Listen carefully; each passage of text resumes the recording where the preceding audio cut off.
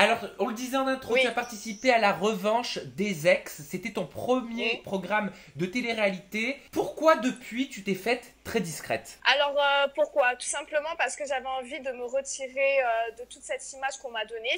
Après c'est de ma faute aussi parce que j'ai pas su gérer mon image à l'intérieur. Je me suis complètement perdue. Mes abonnés m'ont pas du tout retrouvée parce qu'il faut savoir que j'étais déjà connue. J'avais déjà une base fan avant d'avoir T'avais déjà fait la une télé-réalité. communauté sur les réseaux J'avais sociaux, beaucoup sur C'est ça. Facebook et sur YouTube. Voilà, et j'ai perdu pratiquement tout le monde, on va dire tout le monde m'a lâché parce qu'ils n'ont pas compris le personnage que je m'étais donné, ils m'ont pas retrouvée, ils n'ont pas retrouvé la fille pétillante, rigolote. Donc j'ai voulu mettre tout ça de côté et me dire stop, je vais me recentrer sur ce que j'aime faire, donc mes vidéos, j'ai pris le temps de réfléchir, de me poser 2 minutes et voilà, de me retirer, de me faire discrète. Quand tu dis ils n'ont pas aimé le personnage que j'ai joué, tu sous-entends en gros que tu t'étais créé un personnage pour cette télé-réalité, t'étais pas toi-même en fait. Non, j'étais pas moi-même. En même temps, quand tu commences une télé-réalité où c'est la première fois, tu te retrouves un peu perdu, tu te retrouves face à des caméras qui te suivent partout, tu sais pas comment te comporter.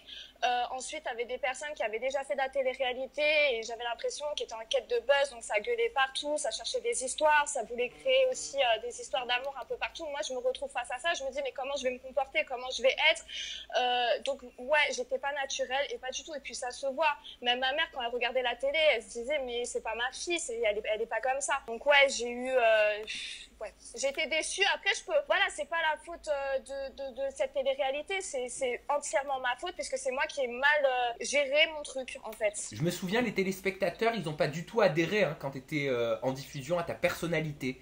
Cette personnalité, ouais. tu l'avais changée, t'essayais quoi? T'essayais d'être sensationnelle, t'essayais d'être celle que tu n'es pas? Bah oui, je cherchais à être un personnage que je ne suis pas.